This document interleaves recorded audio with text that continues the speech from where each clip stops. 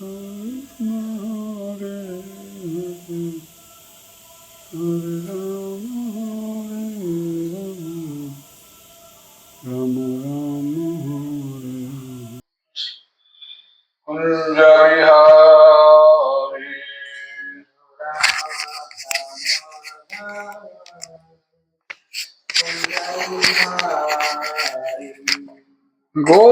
जनवल्लभा गिरिवरधारी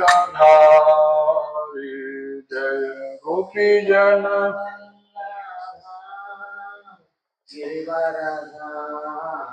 यशोदनंदन व्रज जनरंजन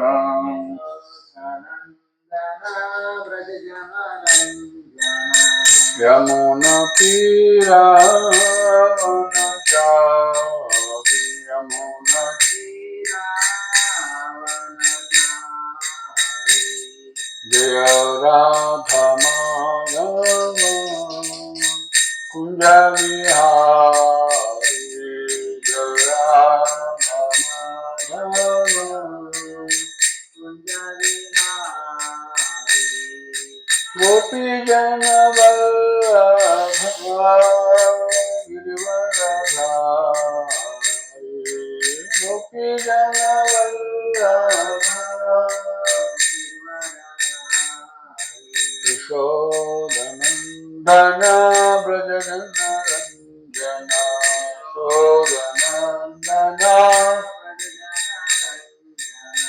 यशोदनंदन व्रज जनरंजन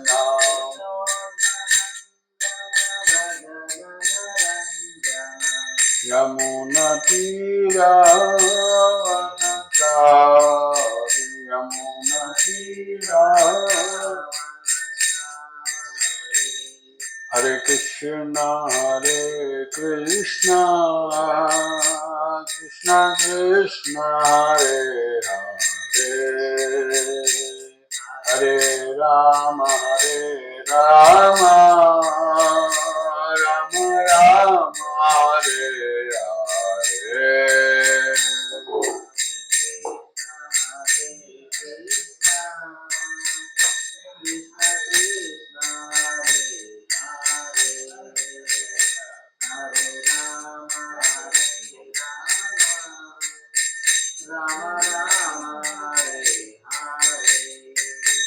Hare Krishna Krishna Krishna Hare Hare Hare Rama Rama Rama Hare Hare Hare Krishna Krishna Hare Hare Hare Rama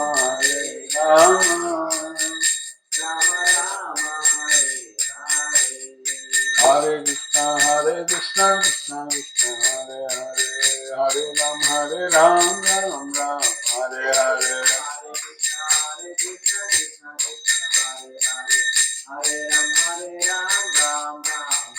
Jaya Radha Madhava Radha Madhava Radhe Radha Madhava Radha Jaya Gauranitai Gauranitai Gauranitai Jaya Gauranitai Jaya Gauranitai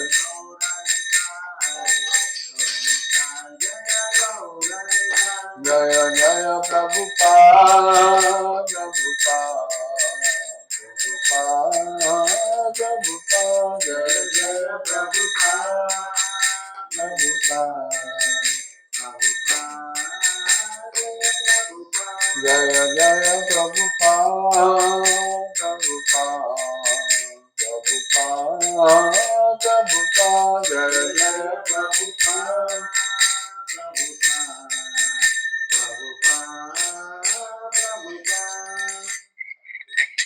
Ram Sankirtan ki jai. Jai Bom Vishnupad Acharya Stotra Satasirvan Sabachanaran Bhaktivedanta Swami Srila Prabhupada ki jai. Ananta Koti Vaishnava Bhaktivinoda ki jai. Jagadguru Srila Prabhupada ki jai. Sri Gandhra Srimad Bhagavatam ki jai. Hare Krishna. ఓం నమో భగవతే వాసుదేవాయ. ఓం నమో భగవతే వాసుదేవాయ. ఓం నమో భగవతే వాసుదేవాయ. నారాయణం నమస్కృత్యం నరం చైవ నరోత్తమం దేవీం సరస్వతిం వ్యాసం తతో జయం ముదీరయే. నష్టప్రాయేషు అభద్రేషు నిత్యం భాగవత సేవయా. భాగవతీరుత్తమ శ్లోకే భక్తిర్భవతి నైష్టకే. కృష్ణాయ వాసుదేవాయ దేవకీ నందనాయ చ నందగోపకుమారాయ గోవిందాయ నమో నమః. రీడింగ్ ఫ్రమ్ శ్రీమద్ భాగవతం ప్రథమ స్కందము 12వ అధ్యాయము టెక్స్ట్ నెంబర్ 16. ఈరోజు 15కి మనకి భాష్యం లేదు కాబట్టి 16 చదువుకుంటున్నాం. 1.12.16. సో 15 కూడా మళ్ళీ కవర్ చేద్దాము. ఫస్ట్ 16 చదువుదాం. దైవేన అప్రతిఘాతేన శుక్లే సంస్థాం ఉపేయుషి రాత వహ అనుగ్రహ అర్థాయ విష్ణునా ప్రభవిష్ణునా దైవేన ప్రతిఘాతేన శుక్లే. సారీ, ఇక్కడ మనకి బ్రేకింగ్. దైవేన ప్రతిఘాతేన శుక్లే సంస్థాముపేయుషి. శుక్లే సంస్థాముపేయుషి. శుక్లే సంస్థాముపేయుషి. రాతోనుగ్రహార్థాయ రాతోవోనుగ్రహాయ రాతోవోనుగ్రహాయార్థాయ గ్రహార్థాయ అనుగ్రహార్థాయ. ఓకే. రాతోవోనుగ్రహాయ అనుగ్రహార్థాయ రాతోవో అనుగ్రహార్థాయ.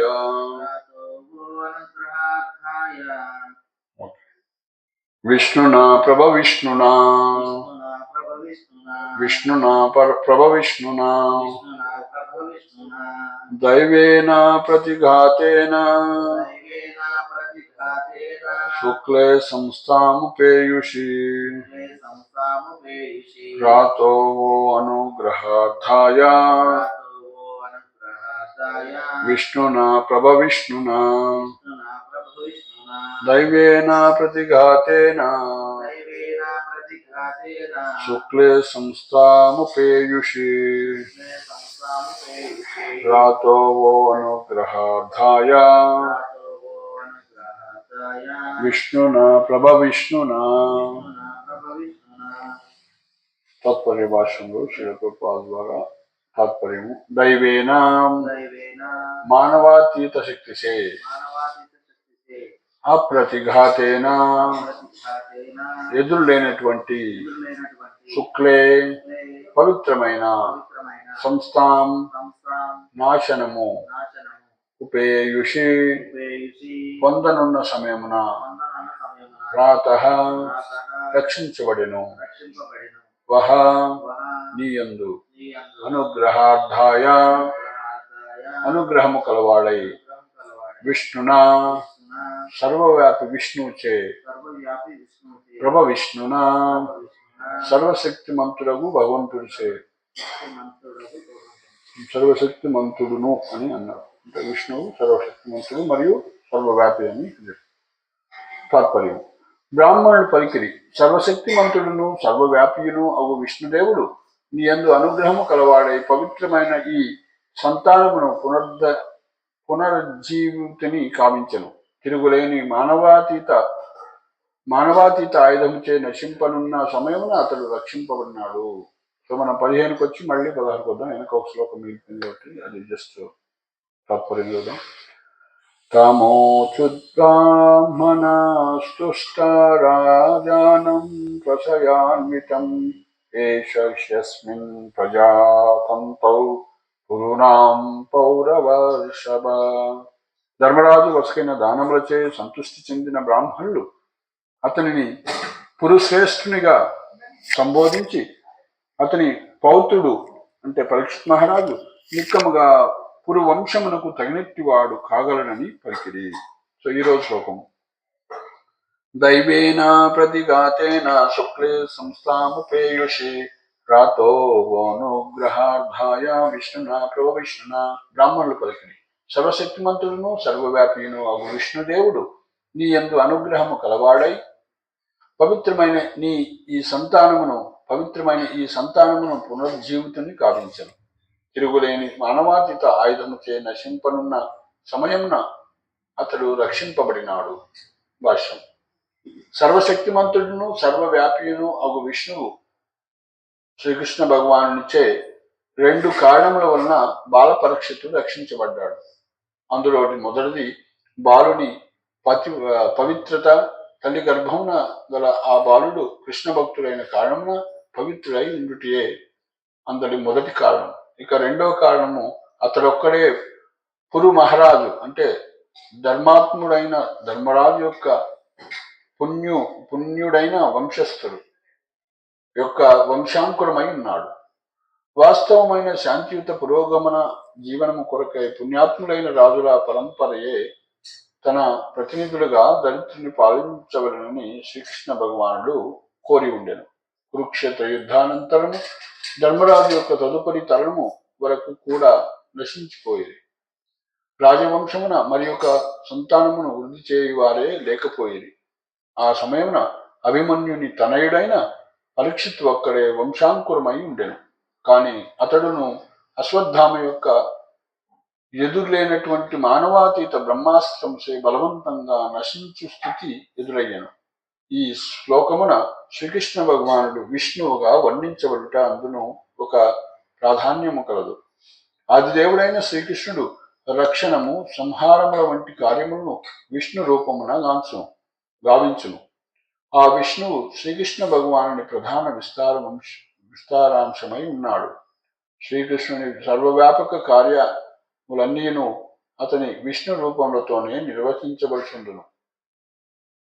శ్రీకృష్ణ భగవానుని విశుద్ధ భక్తుడైన కారణమున పరీక్షిత్తు ఇచ్చట శుక్లముగా వర్ణించబడ్డాడు. భగవత్ కార్యమును వనరించుటకే అటువంటి శుద్ధ భక్తులు దరిద్రుల్లో అవతరించుదురు. భౌతిక సృష్టి యందు పరిభ్రమించేది బద్ధజీవులను తన ధామమునకు తిరిగి రప్పించుకొనటనే భగవానుడు వాంఛించును.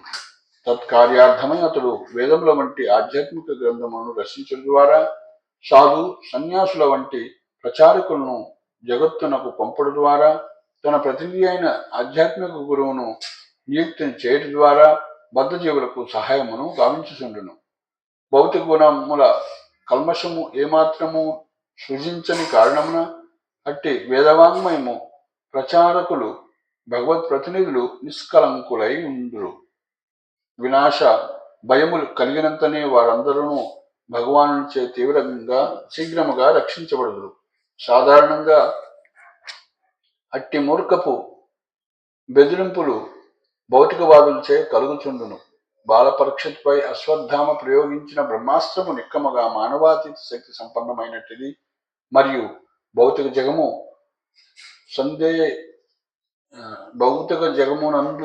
నందేదియు దాని శక్తిని నిరోధింపజాలదు. కానీ బాహ్య అంతరములందు సర్వత్రా నిలిచి ఉండు సర్వశక్తిమంతుడైన శ్రీకృష్ణ భగవానుడు మాత్రం తన శుద్ధ భక్తులను మరియు తన నిర్హేతుక కరుణకు సదా పాత్రుడైన ధర్మరాజు యొక్క వంశజులను అగువాని రక్షణము కొరకు తన శక్తి ద్వారా దానిని నిరోధించను. హరే కృష్ణ కృష్ణ కృష్ణ హరే హరే, హరే రామ రామ రామ హరే హరే. ఓం అజ్ఞానతిమిరాంధస్య జ్ఞానాంజనాశలాకయ చక్షుర్మిలితం येन తస్మై శ్రీగురవే నమః.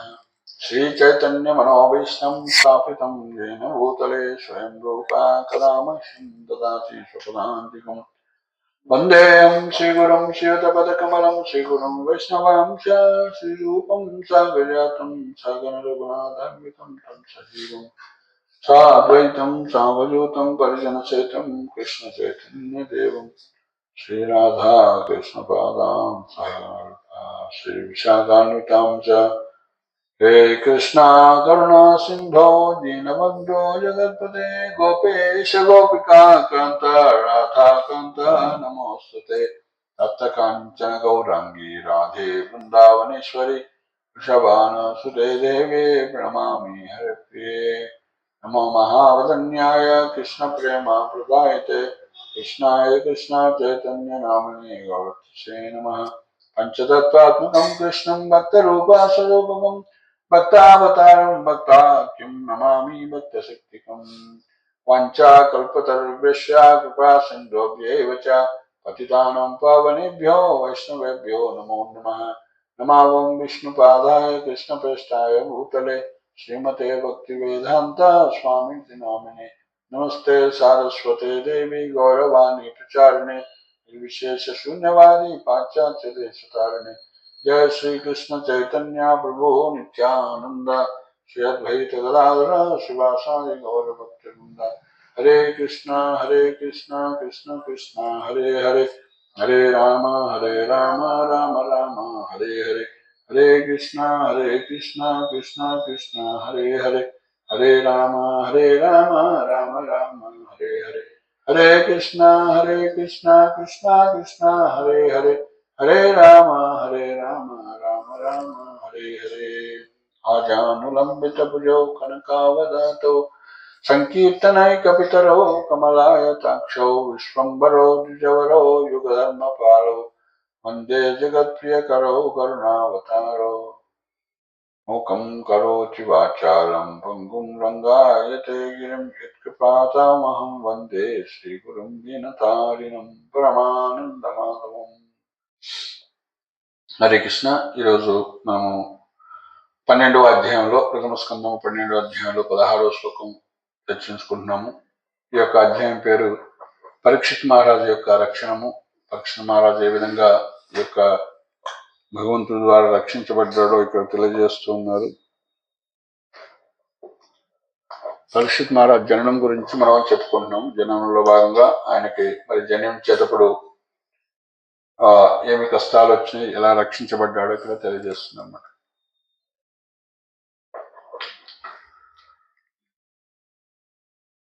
సో నిన్న మనం తెలుసుకున్నట్టు చర్చించినట్లు ధర్మరాజు మరి తనకి పౌత్రుడు, మనమడు లేదా పుత్రుడుగా కూడా సంబోధించబడ్డారు. ఆ యొక్క పరీక్షిత్ మహారాజు వాళ్ళ వంశస్థుడు, వంశాంకురం ఉన్నందుకు పుట్టినందుకు భూరి దానాలు అంటే బ్రాహ్మణులందరూ కూడా రకరకాలైనటువంటి భూములు, బంగారము, అదేవిధంగా గజాలు, గ్రామాలు, గజములను, భూమిని, అశ్వములను, అనేక ధాన్యములు వెంట ఎన్నో ధాన్యాలు చేశారు. దానికి సంతోషించి బ్రాహ్మణులందరూ కూడా ఆశీర్వచనం ఇచ్చారు. ఆ విధంగా వాళ్ళు సంతోషపడి ఈ యొక్క బాలుడు పురుశ్రేష్ఠునిగా సంబోధించి, అంటే ముఖ్యంగా ఆ యొక్క ధర్మరాజుని పురుశ్రేష్ఠుగా సంబోధించి యొక్క పురువంశంలో శ్రేష్ఠుడిగా సంబోధించి అతని యొక్క పౌత్రుడు అంటే ఈ యొక్క పరీక్షిత్ మహారాజు నిక్కముగా పురువంశమునకు తగినటువంటి వాడు కాదు అని పలికారన్నమాట. సో ఈరోజు శ్లోకంలో బ్రాహ్మణులు పలికిరి: సర్వశక్తిమంతుడును సర్వవ్యాపిను అగు విష్ణుదేవుడు నీ యందు అనుగ్రహము కలవాడై పవిత్రమైన ఈ సంతానమును పునర్జీవితుని కావించను. తిరుగులేని మానవాతీత ఆయుధము చే నశింపనున్న సమయమున అతడు రక్షించబడినాడు. కాబట్టి ఇది ధర్మరాజు మీద భగవంతుడు కలిగినటువంటి ఆయనకున్నటువంటి ప్రేమ, అనుగ్రహం ద్వారానే యొక్క తన సంతానం అంటే వాళ్ళ వంశస్థుల్ని రక్షించడం జరిగిందని ఇక్కడ చెప్పారు. ప్రభుపాదులు వారు 2 కారణాలని చెప్తూ, మొదటి కారణం ఏంటంటే ఆ యొక్క బాలుడు కూడా కృష్ణ భక్తుడైన కారణంన, రెండవ కారణము ఆయన ధర్మరాజు యొక్క మనవుడు కాబట్టి, లేకుంటే ఆ వంశాంకురం కాబట్టి, ఒక్కడే ఉన్నాడు కాబట్టి ఇంకా వంశంలో ఎవరు లేరు, ఆ వంశాన్ని రక్షించాలనే ఉద్దేశంతో భగవంతుడు ఆయన రక్షించాలని చెప్తుంది అన్నమాట. సో చివరి కంక్లూజన్ ప్రభుపాద చెప్తూ, సో ఎవరైతే భక్తులు అవుతారో వాళ్ళని భగవంతుడు రక్షిస్తూ ఉంటాడు అని చెప్తున్నారు. ముఖ్యంగా కృష్ణుడు విష్ణు రూపంలో ఉండి రక్షిస్తాడు. అందుకే ఈ శ్లోకంలో 2 సార్లు విష్ణువు అని పేరు వస్తుంది. రాతో అనుగ్రహార్థాయ విష్ణునా విష్ణునా అంటే సర్వం వ్యాపించినవాడు. విష్ణునా అంటే సర్వశక్తిమంతుడు. సో భగవంతుడికి అనేక పేర్లలో విష్ణు అనేది కూడా ఉంటుంది. మరి ఆ విష్ణు అంటే మీనింగ్ సర్వవ్యాపకుడు, విస్తరించి ఉన్నవాడు. విశ్వం విష్ణు వసత్కరో భూత భవ్య భవత్ ప్రభు అని విష్ణు సహస్రనామంలో మనకు స్టార్ట్ చేస్తారన్నమాట. విష్ణు ఈ యొక్క విశ్వవ్యాప్తంగా విస్తరించిన వాడు అన్నమాట. విశ్వం మొత్తం కూడా విస్తరించిన వాడు విష్ణు. సో కాబట్టి విష్ణున అంటే సర్వశక్తిమంతుడు. సో ఈ 2 లక్షణాలు ఇక్కడ ఎక్స్ప్లెయిన్ చేశారు అన్నమాట. మరి భగవంతుడు ఎదురుగునే ఉన్నాడు అక్కడ కృష్ణుడుగా, స్వయంగా ఆదిదేవుడు. సో కానీ ఆయన అట్లే నిలబడి ఉన్నాడు. ఆయన ఇది కాలేదన్నమాట. కృష్ణుడు మరి నేను ఆయన రక్షించడానికి పోతున్నాను అని ఆయన నుంచి అవపడకుండా పోలేదన్నమాట. ఎందుకంటే భగవంతుడు అక్కడ ఉండి ఇంకొక అవతారం లేదా ఇంకొక లీల చేస్తున్నట్లయితే సో ఆయన 1 అట్లా ఉండదు అనమాట. 1 - 1 0 కాదు. ఆధ్యాత్మిక లెక్కల ప్రకారం 1 - 1 1. మనకి భౌతిక లెక్కల్లో 1 - 1 0. మనం ఇక్కడ ఉంటే ఇంకో చోట ఉండలేము. కానీ భగవంతుడు అలా కాదు. ఇక్కడ ఉండగలుగుతాడు, ఇంకోసారి కూడా ఉండగలుగుతాడు. గోలోక ఏవనే వసతి అఖిలాత్మభూతో అన్ని యొక్క జీవుల యొక్క హృదయంలో ఉంటాడు. ఒరిజినల్గా మాత్రం గోలోకంలో ఉంటున్నాడు. మరి గోలోకంలో మరి ఈ లోకానికి వచ్చినప్పుడు భగవంతుడు లేడా అంటే గోలోకంలో కూడా ఉంటాడు. గోలోక ఏమని వసతి అఖిలాత్మభూతో. సో ఈ లోకానికి స్వయంగా వచ్చినా కూడా ఆయన భగవంతుడు అక్కడ కూడా ఉంటాడు. ఎందుకంటే భగవంతుడు అనంతంగా విస్తరిస్తాడు. సో మనకి కామధేనువులు కల్పవృక్షాలు ఉంటాయని చెప్తాం కదా భగవద్ధామంలో. సో అక్కడ మనకి ఏమి కావాలంటే అవి ఎంత కావాలంటే అంత ఇస్తాయన్నమాట. సో ఆ విధంగా ఆధ్యాత్మికతకి మన భౌతిక బుద్ధితోటి మనం దాన్ని అర్థం చేసుకోవటానికి, క్యాలిక్యులేట్ చేయడానికి మన తర్కాన్ని ఉపయోగించి, లాజిక్ని ఉపయోగించి మనం అర్థం చేసుకోలేము అనమాట. సో కాబట్టి ఆధ్యాత్మిక విషయాలన్నీ కూడా ఆ విధంగా ఏ విధంగా అయితే కృష్ణుడు బృందావనంలో ఫారెస్ట్ ఫైర్ అంటే అగ్నులు అందుకున్నప్పుడు ఫారెస్ట్ ని పిల్లలందరూ కూడా గోపబాలులందరూ కూడా కృష్ణ కృష్ణ మహాబాహో రక్షమాం అంటే రక్షించండి కృష్ణ అని కృష్ణుని స్మరిస్తారు. ఇంకేం చేయరు వాళ్ళు. సో అయితే కృష్ణుడు ఏమంటారు, మీరు కళ్ళు మూసుకోండి అంటారు. కళ్ళు మూసుకుంటే కృష్ణుడు అంతా యొక్క అగ్నినే తాగేస్తారు.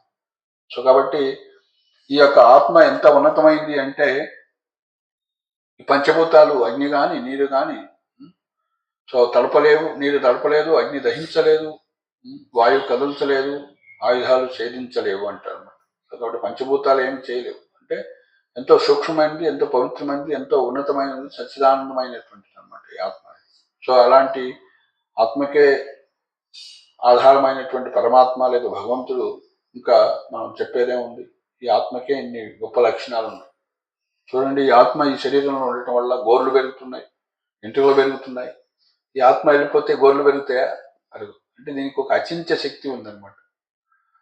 సో ఈ ఆత్మ ఉండటం వల్లనే జీవిస్తుంది ఈ శరీరం కూడా. ఈ శరీరం భౌతిక సృష్టి అంతా కూడా పరమాత్మ ఉన్నాడు కాబట్టి గర్భోదక సాయి విష్ణువు పరమాత్మ ఎక్స్పాండ్ అయ్యి లోకానికి గర్భోదక సాయి విష్ణుని యొక్క విశ్వానికే పరమాత్మ అంటారు. మనం ఈ శరీరంలో ఉండే ఏ విధంగా అయితే మొత్తం చైతన్యము ఈ యొక్క శరీరం మొత్తం విస్తరించి ఉందో సో భగవంతుడు ఈ లోకం మొత్తం కూడా విస్తరించి ఉన్నాడు అన్నమాట. ఏ విధంగా అయితే మనకు కాలికి దెబ్బ తగిలితే అక్కడ లేదు ఆత్మ, వ్యక్తి అక్కడ లేడు, కానీ బాగుంటాం మనకు తెలుస్తుంది అన్నమాట. అట్లనే పరమాత్మ రూపంలో ఆయన ఈ యొక్క లోకం మొత్తం కూడా విస్తరించి ఉన్నాడు కాబట్టి సో ఎక్కడ ఏం జరుగుతుందా అని తెలుస్తుంది. అందుకే ఎవరైతే ఆ విధంగా పరమాత్మను కూడా తెలుసుకోలేని వాళ్ళు ఉంటారో, జ్ఞానపూర్వకంగా ధ్యానం చేయలేకుండా ఉంటారో, అదేవిధంగా భగవంతుని కూడా పూజించకుండా ఉంటారో, భక్తి మార్గంలోకి రారో, వాళ్ళ కోసం ప్రత్యేకంగా ఏమి సూచించారంటే విశ్వరూపాన్ని పూజించమని చెప్పారు. విశ్వరూపం, అందుకే విశ్వరూప వర్ణన వస్తుంది అన్నమాట శ్రీమద్ భాగవతంలో 2వ స్కందంలో. విశ్వరూపం యొక్క వర్ణన ఈ యొక్క ఈ లోకము కొండలు ఇవన్నీ కూడా ఏతున్నాయో, ఈ యొక్క హిమాలయాలు ఏతున్నాయో, అదేవిధంగా నదులు ఏతున్నాయో, ఇవన్నీ కూడా చెట్లు ఏతున్నాయో, ఇవన్నీ కూడా భగవంతుడి యొక్క ప్రత్యక్ష శరీరం అని చెప్తారన్నమాట. అక్కడ వర్ణన వస్తుందన్నమాట. 14 లోకాలు ఏతున్నాయో, పైన లోకాలు భగవంతుడి యొక్క తలతో పోల్చారు. తర్వాత మధ్య లోకాలు భగవంతుడి యొక్క నడుము భాగంగా, అదేవిధంగా కింద లోకాలను భగవంతుడి యొక్క పాదాలుగా పోల్చారు. అదేవిధంగా ఈ లోకంలో ఉన్న నదులు, అదేవిధంగా సముద్రాలు, అదేవిధంగా కొండలు, ఇవన్నీ కూడా భగవంతులోని భాగంగా వివిధ అంగాలుగా పోల్చారన్నమాట. అది విశ్వరూపం అనమాట. సో కాబట్టి ఎవరైతే అంతరంగికంగా పరమాత్మైన దర్శనం అంటే భక్తి మార్గాన్ని అంటే జ్ఞాన మార్గాన్ని కానీ ధ్యాన మార్గాన్ని కానీ అనుసరించలేని వాళ్ళకి, ముఖ్యంగా ఎథిస్టుల్ని, వాళ్ళకి మరి ఎలా చూడాలి భగవంతుడు అంటే ప్రత్యక్షంగా వాళ్ళు, ఎందుకంటే నమ్మరు కాబట్టి ఏదైనా ప్రతిదీ ప్రత్యక్షంగా కాబట్టి వాళ్ళకి విశ్వరూప దర్శనం అనేది, విశ్వరూప ఆరాధన అనేది ఇవ్వటం జరిగింది అన్నమాట. సో కాబట్టి ఆ విధంగా వాళ్ళు ఎప్పుడైతే అంతఃకరణ శుద్ధి అవుతుందో మళ్ళీగా వాళ్ళకి ఆత్మతత్వం అనేది పరమాత్మతత్వం అని అర్థమవుతుంది. అప్పుడు అష్టాంగ యోగ మార్గం ద్వారా పరమాత్మను పూజిస్తారు. అష్టాంగ యోగ మార్గంలో అష్ట అంగాలు, 8 స్థాయిలు ఉంటాయి, 8 అంగాలు ఉంటాయి, 8 స్టేజెస్ ఉంటాయి అన్నమాట. యమ నియమ ఆసన ధ్యాన ధారణ ప్రత్యాహార. సో యమ నియమ ఆసన, తర్వాత ప్రాణాయామ ప్రత్యాహార, ప్రాణాయామం చేయటం, అదేవిధంగా ప్రత్యాహారము, అదేవిధంగా ధారణ ధ్యాన సమాధి. ధారణ అంటారు అంటే భగవంతుడి యొక్క మొత్తం రూపం మీద ధారణ చేయటం అంటే చూడటం, దర్శించుకోవటం. సో తర్వాత ధ్యానము అంటే భగవంతుడి యొక్క వివిధ ప్రతి అంగం మీద ప్రత్యేకంగా మెడిటేట్ చేయటం. ఆయన యొక్క లోటస్ ఫీట్ మీద, నాభి మీద, అదేవిధంగా భుజాల మీద, అదేవిధంగా చెస్ట్ మీద. సో ఈ విధంగా ప్రతి ఒక్క అంగం మీద ప్రత్యేకంగా ధ్యానం చేయటాన్ని ధ్యానం అంటారు. ధారణ అంటే భగవంతుడు యొక్క ఓవరాల్ పిక్చర్, ఓవరాల్గా ఎలా ఉన్నారు భగవంతుడు ఓవరాల్గా చూడటం. కానీ ధ్యానం అనేది ఇంకా డీప్గా వెళ్తుంది అన్నమాట. సో కాబట్టి ఈ యొక్క ధ్యానము నేర్చుకోవాలి మనం. భగవంతుడి యొక్క శ్రీ విగ్రహాన్ని కూడా ఎలా మనం దర్శించుకోవాలి, ధారణ ధ్యాన ఎలా చేయాలి అనేది మనం నేర్చుకోవాలి. శాస్త్రంలో చెప్తున్నారు 3వ స్కంధంలో కపిలదేవుడు. సో కాబట్టి మొదట భగవంతుడి యొక్క సుందరమైనటువంటి పాద కమలాలను దర్శించుకోవాలని చెప్పారు.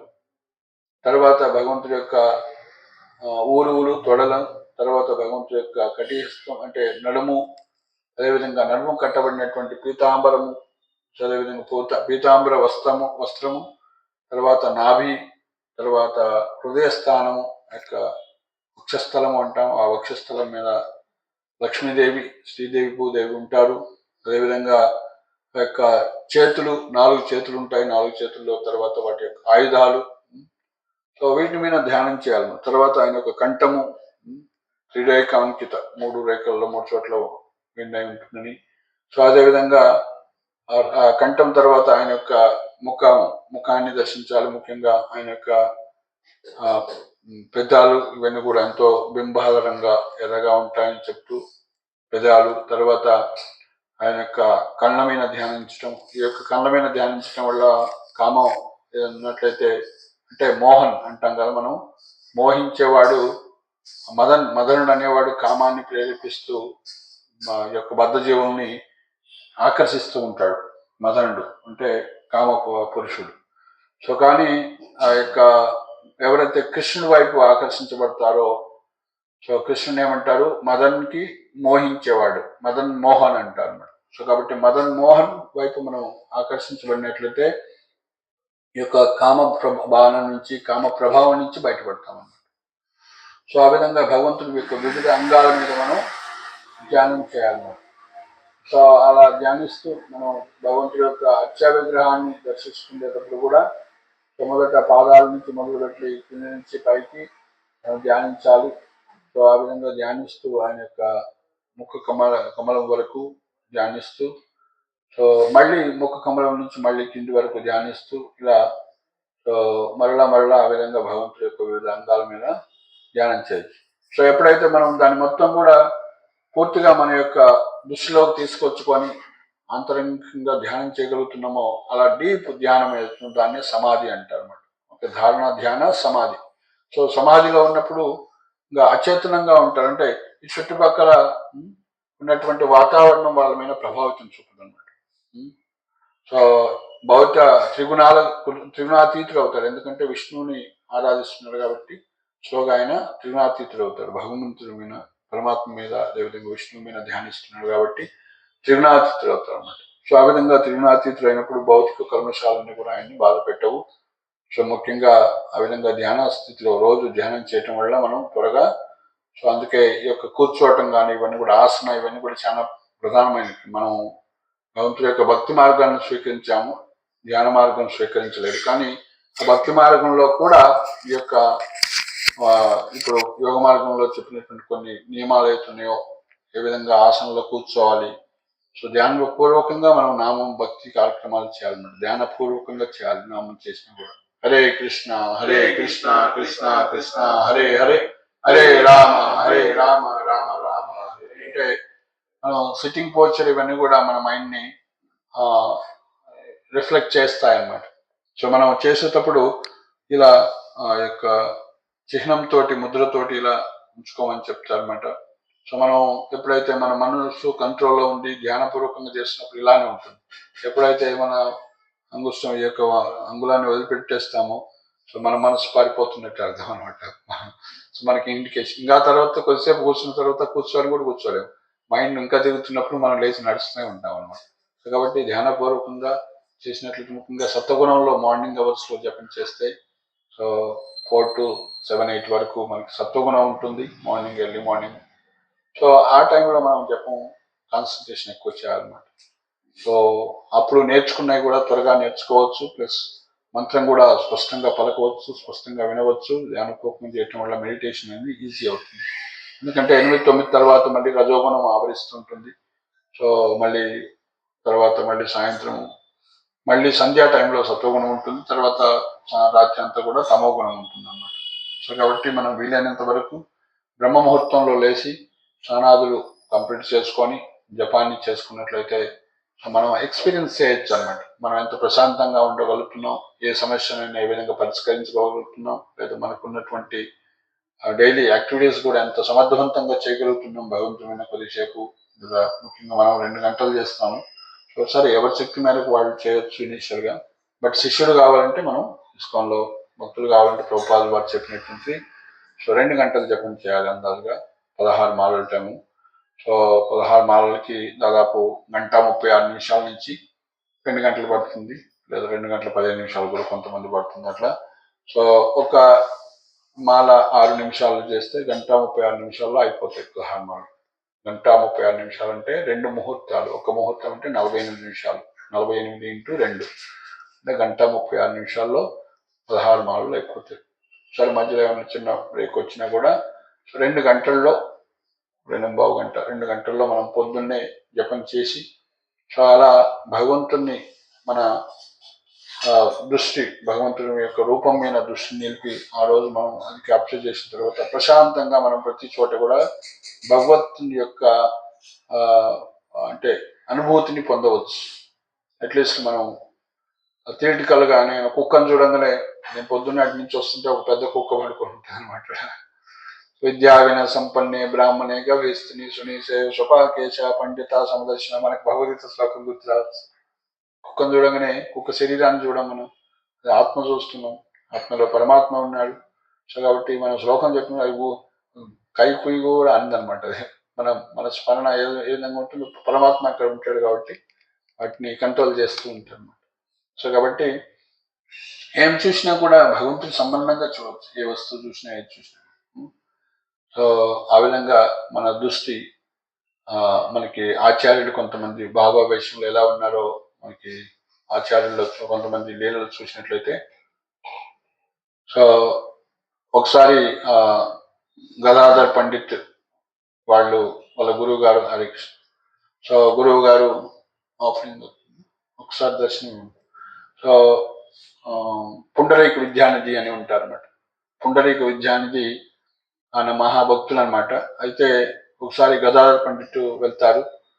గదాధర్ పండిట్ వెళ్ళి ఈయన మహాభక్తులు అంటున్నాడు, చూస్తే ఇల్లంతా ధనంతో ఉన్నంత రిచ్గా ఉన్నారు వీళ్ళు, ఈయనేం భక్తులు, వైరాగ్యం లేదు ఏం లేదు అనుకుంటారు అనమాట. సో ఎప్పుడైతే ఆయన ఆ గదాధర్ పండిట్ చూసి ఈయన భక్తుడేం కాదు అని అనుకుంటాడనమాట మనసులో. కానీ ఆ పుండరీక విద్య అనేది అప్పుడు తీసుకెళ్ళిన ఆయన చెప్తారు, ఒక్క భాగవతం ఒక్క శ్లోకం చదవండి అనగానే బరహాపీఠం అన్నటువంటి శ్లోకం చదవంగానే ఆ యొక్క పీతాంబరం, ఆ యొక్క శ్లోకం చదవంగానే పీతాంబరం అని వస్తుంది అందులో. సో ఆయన ఫెయింట్ అయిపోయి గిలిగిల్లాడిపోతాడు అనమాట. సో అంటే భగవంతుడి యొక్క స్మరణ వచ్చేసరికి ఆయన సో తన్మయత్నంలో చెందిపోతాడు అనమాట. సో అప్పుడు అర్థం చేసుకుంటాడు, అయ్యో నేను అపరాధం చేశాను ఈయన అభక్తులని. సో కాబట్టి సో అభక్తులని నేను అపరాధం చేశానని ఏం చేస్తాడు, నేను ఈయన దగ్గర నుంచే దీక్ష తీసుకొని నేను చేయాలని, నేను అపరాధాన్ని క్షమాభిక్ష తీసుకోవాలని ఆ విధంగా పుండరీక విద్య అనేది నుంచి గదాధర పండిత్ దీక్ష తీసుకుంటారు. సో గదాధర పండిత్ అంటే రాధారాణి యొక్క అవతారం, పుండరీక విద్య అంటే వృషభాను మహారాజు. సో ఆ విధంగా లీలలో భాగంగా చైతన్య చరితామృతంలో మనకు వస్తుంది అన్నమాట. సో కాబట్టి